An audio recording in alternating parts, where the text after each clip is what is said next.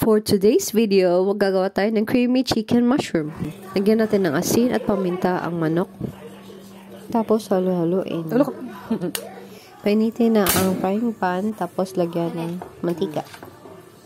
Tapos ilagay ang mga manok. Pwede rin gumamit ng chicken breast at drumstick.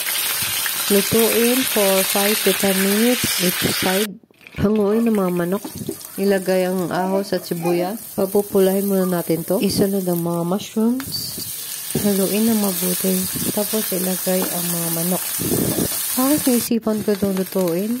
Kasi nakita ko marami kami mushrooms. Tsaka sawa na ako sa adobo.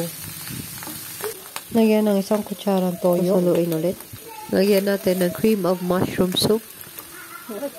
Wala kayo nito, okay lang na all-purpose cream ang lalagay.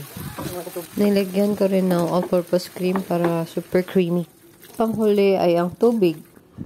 Ayan, pwede na natin lagyan ng takip.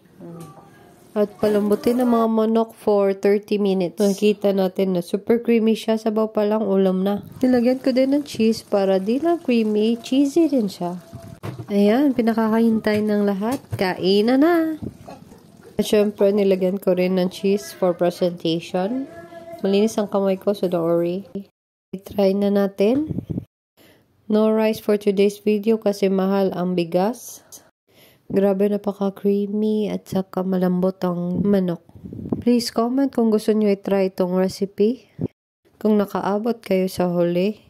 Maraming salamat sa panonood.